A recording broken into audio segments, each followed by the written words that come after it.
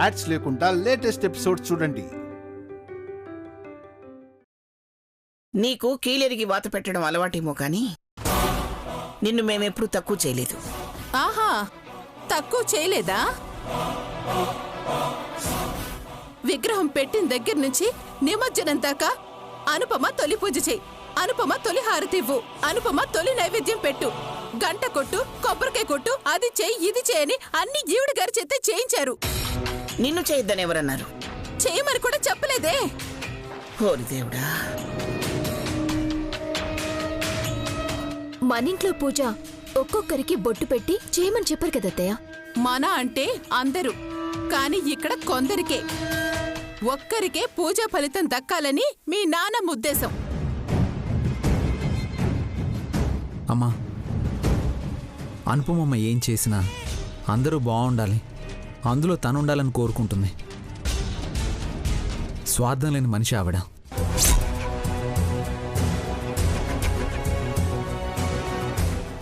మీ అమ్మకు ఎవరు ఎలాంటి వాళ్ళో తెలుసుకునే అవకాశం లేకుండా అహం అనే ఫిల్టర్ వేసి మ్యానుఫ్యాక్చరింగ్ డిఫెక్ట్తో పుట్టించాడా దేవుడు. అందుకే అప్పుడప్పుడు ఇలా కంట్రోల్ తప్పుతుంది శౌర్య. ఎవరు ఏవనుకున్నా నేను పట్టించుకోను. నాకు దక్కాల్సిన గౌరవం గాని, నాకు దక్కాల్సిన పూజా ఫలితం గాని కొంచెం కూడా దక్కనివ్వకుండా చేశారు. అందుకే నేను రాబోయే ఉండ్రాళ్ల తద్దికి మీకెవ్వరికీ సంబంధం లేకుండా సొంతంగా పూజ చేసుకుంటాను. ఉండ్రాళ్ళయ్య వినాయకుడు నాకివ్వాల్సిన వరాలు ఇచ్చి తీరాలి. మీ పూజ మీది, నా పూజ నాది. ఆ ఒక్కరోజు 2 పొయ్యలు, 2 వంటలు, 2 పూజలు. మీరు అనుపమని పీటల మీద కూర్చోబెట్టి పూజ చేసుకుంటారో, కళ్యాణిని నెత్తిన పెట్టుకుంటారో మీ ఇష్టం. ఉండ్రాళ్ల తద్ది నా కుటుంబం కోసం, నా స్వార్థం కోసం, నా సంతోషం కోసం నేను చేసుకుంటాను.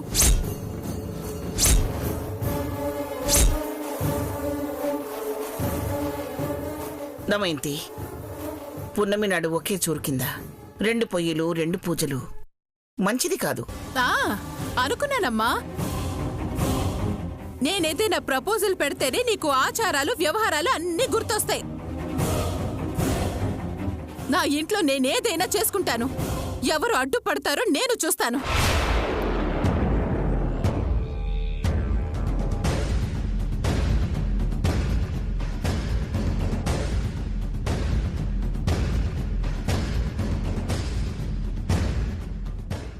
అమ్మా, ఇందులో నా తప్పే ఉంది.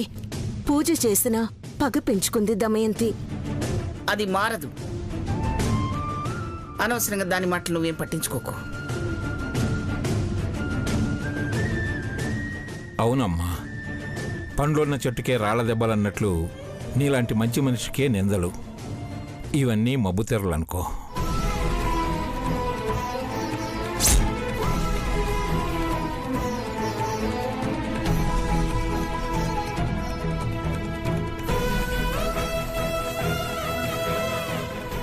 అంటే దమయంతి వదిన స్పెషల్ పూజ అన్నమాట. మనకి పోటీగా సూపర్ గా ఉంటుంది. ఆపుతావా? నోరు మూసుకుని పదా.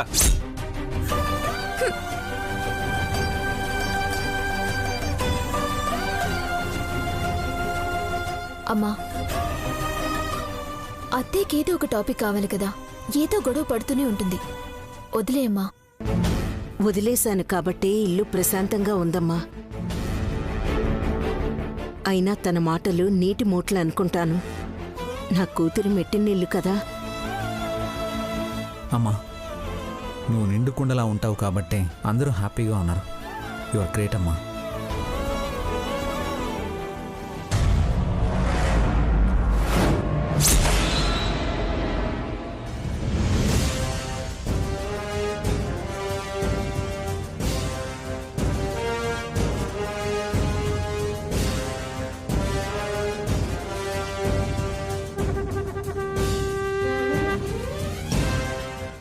మావయ్య, ఏంటలా ఉన్నారు? ఏంటోనమ్మా, మీ అత్తయ్య పద్ధతి నాకేం అర్థం కావట్లేదు. అందరూ సంతోషంగా వినాయక నవరాత్రులు చేసుకున్నారు. ఆ సంతోషం గుండెల నిండా నింపుకొని రెట్టింపు ఉత్సాహంతో రాబోయే ఉండ్రాళ్ల తద్దిని అందరం కలిసిమెలిసి చేసుకుందాం అనుకుంటే నేను సెపరేట్గా వినాయకుడిని పెట్టి ఉండ్రాళ్ల తద్ది చేస్తానంటూ మీ అత్తయ్య గోల పెడుతోంది. దానికేం చెప్పాలో అర్థం కావట్లేదు. చెప్పినా వినే రకం కాదు. ఎందుకు అత్తయ్యకి ఇలాంటి ఆలోచన వచ్చిందో అర్థం కావట్లేదు మావయ్య. దానికి ఆలోచనలు ఎందుకు వస్తాయో దానికే తెలీదమ్మా. ఇంకా మనకేం తెలుస్తాయి? కానీ ఏదో ఒకటి చేసి ఇదైతే ఆపాలి. లేదనుకో శుభమా అంటూ పండగ జరగాల్సిన ఇంట్లో గొడవలు జరుగుతాయి. అవును మావయ్య, అత్తయ్యకి మా అమ్మ మీద ఇంకా కోపం తగ్గలేదు.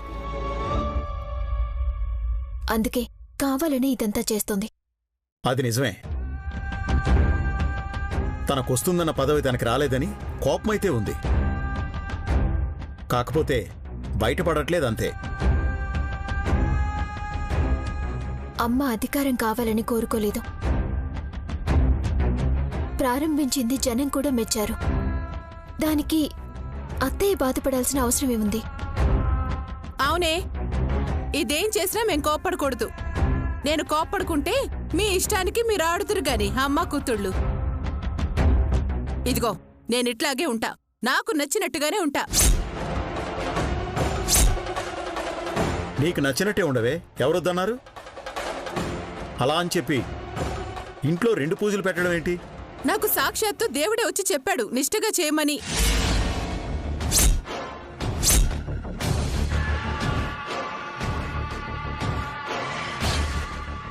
ఈసారి మన బొజ్జగణపైకి నేనే పూజలు చేస్తాను.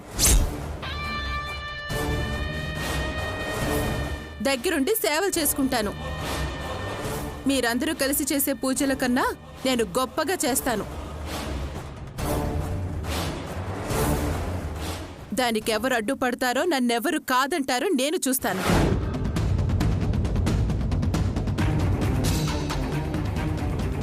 అత్తయ్య, పూజ అనేది అందరం కలిసి చేసుకోవాల్సిన విషయం. ఇందులో మీరు పక్క మేము పక్కన పూజ చేయడం ఏంటి? పదవి కోసం మీరు పక్క మేము పక్క లేమా? ఇది అంతే. మీకు నచ్చిన పూజలు మీరు చేయండి, నాకు నచ్చిన పూజలు నేను చేస్తాను. ఏడిపించారుగా నన్ను, మిమ్మల్ని ఏడిపించకుండా ఊరుకుంటానా?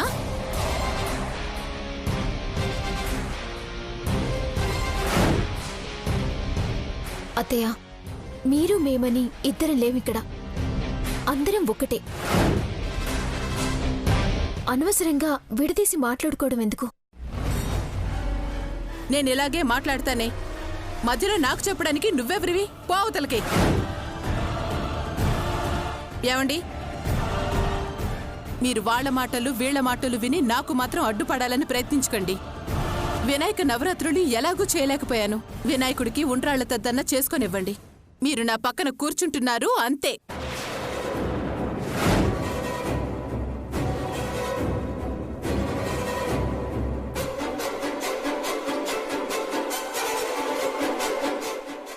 అది మనిషి మాట వినదమ్మా. ఇక నేరుగా వినాయకుడే వచ్చి నువ్విలా ఉండమ్మా అని చెప్పాలి. అప్పుడు గాని వినదు.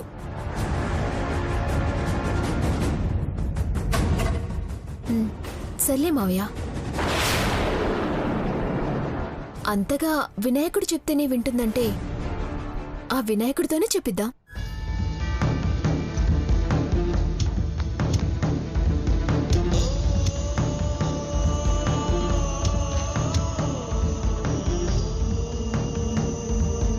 దమయంతే అనుకున్నాను. కళ్యాణికి ఏమైంది? వినాయకుడితోనే మాట్లాడిస్తానంటోంది.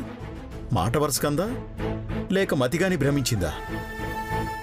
వినాయకుడొచ్చి చెప్పడమేంటి?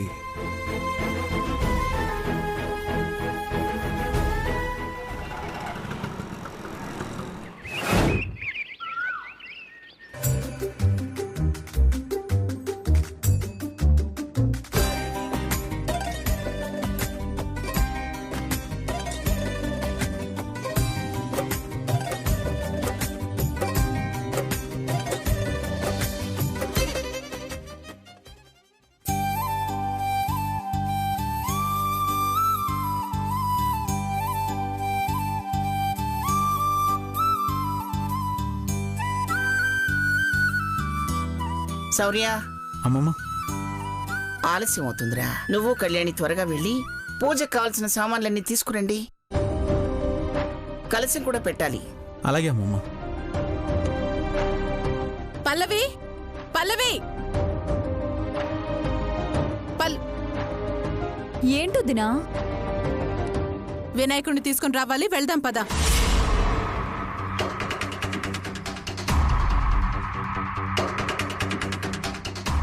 ఏమిటే నువ్వు? వాళ్ళు వెళ్తున్నారు కదా, మళ్ళీ నువ్వెక్కడికి? నేను చెప్పాను కదమ్మా, నా విగ్రహాన్ని నేనే పెట్టుకుంటాను, నా స్వామిని నేనే పూజించుకుంటాను అని.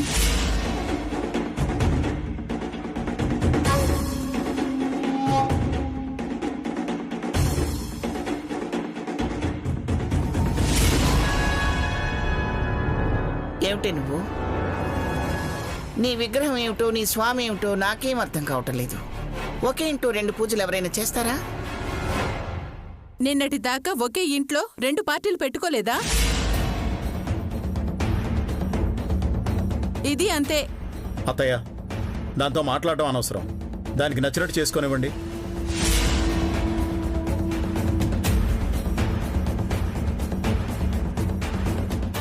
అది కాదు శివరాం, 10 మంది ఉన్నింట్లో పండుగ ఘనంగా చేసుకోవాలి. అంతేగాని నలుగురు ఇటువైపు నలుగురు అటువైపు చేరి 2 విగ్రహాలు పెట్టి పూజలు చేయటం ఏమిటి?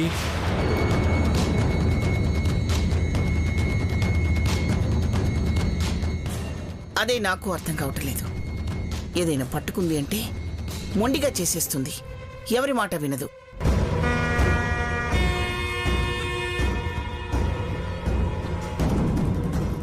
అత్తయ్య, ఇంతమందిని బాధ పెట్టి మీరొక వినాయకుణ్ణి పెట్టడం అవసరమా చెప్పండి?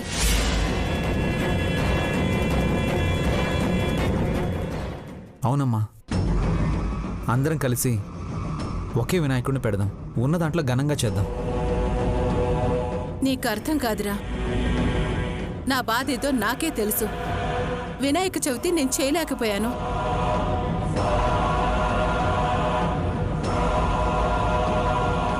నేనొక మొక్కు మొక్కుకున్నాను, అది నెరవేరాలంటే నిష్ఠతో పూజ నేనే చెయ్యాలి.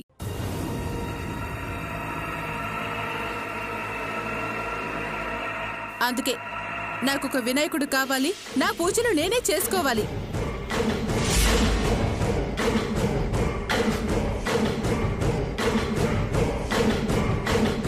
సర్లేమ్మా, తనేదో మొక్కుకున్నానంటోంది కదా, ఇంకెందుకు?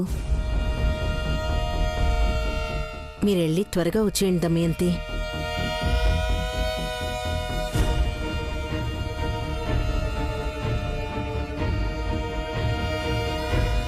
పల్లవి, ఏంటి వస్తావా రావా, లేక నన్ను వెళ్ళి తెచ్చుకోమంటావా?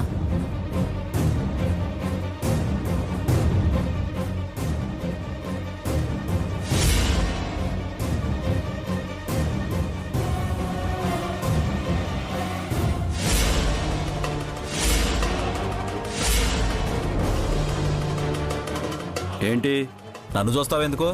నేను కాదంటే మాత్రం ఆగుతావా ఏంటి? పో. ఆయన బంగారం. పదదినా. నా తమ్ముడు నువ్వు నాతో వస్తానంటే కాదంటాడా ఏంటి? నువ్వు మళ్ళీ వాడిని అడగడానికి ప్రయత్నించడం, వాడు పొమ్మనటం, ఇవన్నీ అవసరమా?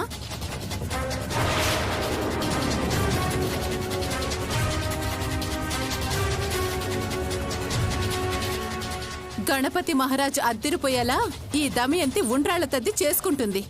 కళ్యాణి పుట్టినిల్లు కుళ్ళుకుంటుంది.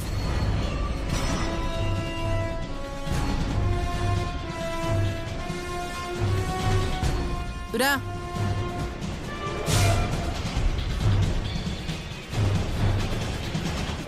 ఏంటి బాబాయ్, ఆపొచ్చు కదా.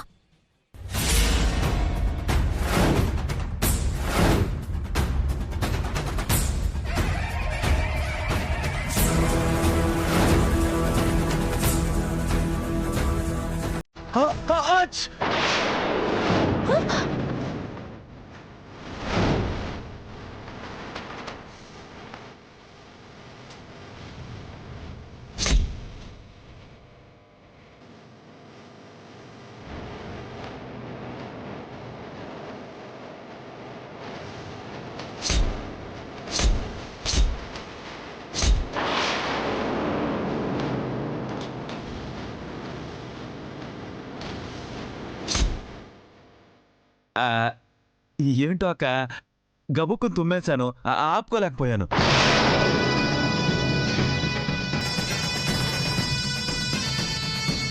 ఆపుకోవాలరా? శుభం అంటూ బయటకు వెళ్తుంటే తుమ్ముతావా?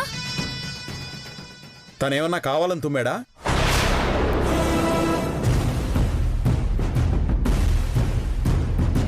పాపం అత్తయ్య, ముఖ్యమైన పని మీద బయటికి వెళ్తుంటే అలా తుమ్మడం ఏంటి బాబాయ్? సర్లే అత్తయ్య, కాసేపు అలా కూర్చొని వెళ్ళండి. ఇప్పుడు ఇక్కడ కూర్చొని మీరు చేసే అలంకరణలు, మీరు పెట్టే ప్రసాదాలు చూస్తూ కూర్చోవాలా ఏంటి? నాకంత అవసరమేమీ లేదు.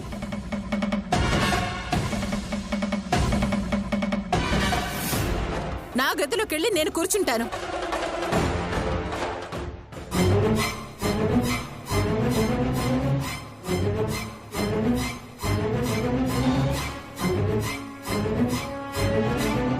ఎందుకమ్మా, ఎందుకు తుమ్మన్నావు?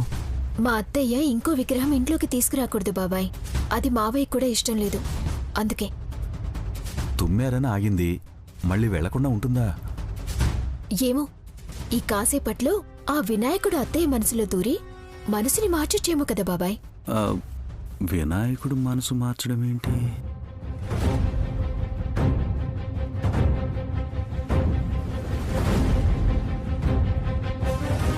ఏమండి, నన్నంటారు మీరు? నిజం చెప్పండి, మీరు కావాలనే తుమ్మారు కదా? భలే కనిపెట్టేశావే. నాకు తెలుసు. కొట్టానంటే మొహం పగులుద్ది. తుమ్మొస్తే తుమ్మానని చెప్తుంటే కావాలని తుమ్మారు అది ఇదని మాట్లాడుతున్నావు.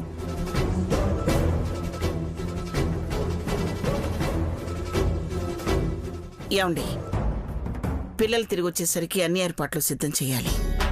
మీ దగ్గరుండి అన్నీ కానివ్వండి. ఈలోగా నేను అనుపమ లోపలికి వెళ్ళి ప్రసాదం పనులు చూస్తాం. రామ్మా అనుపమ. చిన్ని నాన్న కానివురా. శౌర్య అటువైపు కట్టు. అలాగే తాతయ్య. అవును, బాజీ ఏడి? బాజీ బయటికెళ్ళాడు నాన్న, వస్తాడు.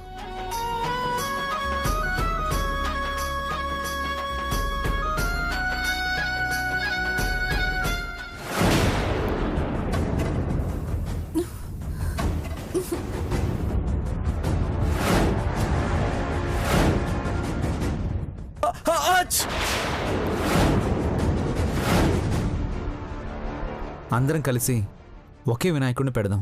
ఉన్న దాంట్లో ఘనంగా చేద్దాం.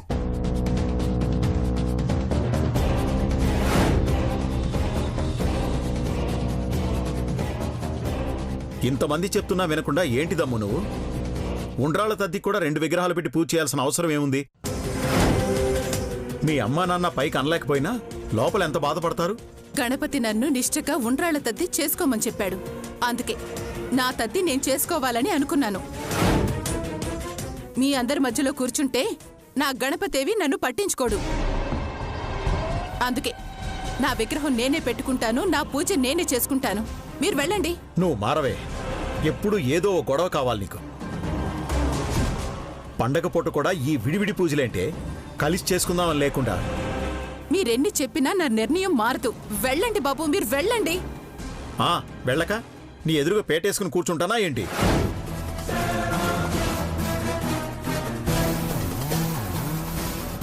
చిచి, అనవసరంగా ఆలస్యమైపోయింది. ఈ పాటికి పోయి విగ్రహం కూడా చూసుండేదాన్ని. పాపం గణపతయ్య ఆలస్యమైపోయిందని ఎంత ఫీల్ అవుతుంటాడో. అసలే ఉండ్రాళ్ల తద్దికి వానొస్తుంది. వర్షం రాకముందే వినాయకుడిని తీసుకొచ్చి ఇంట్లో పెట్టుకోవాలి. పిచ్చి బాలిక,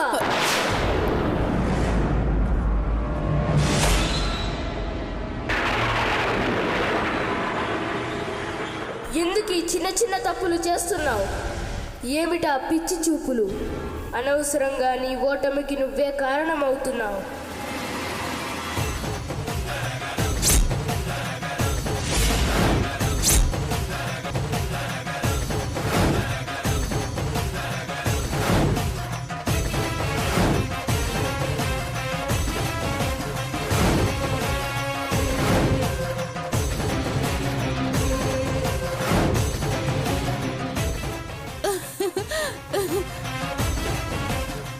స్వామి, వక్రతుండ వినాయక, నువ్వేంటి స్వామి రోజుకో రకంగా కనిపిస్తున్నావు?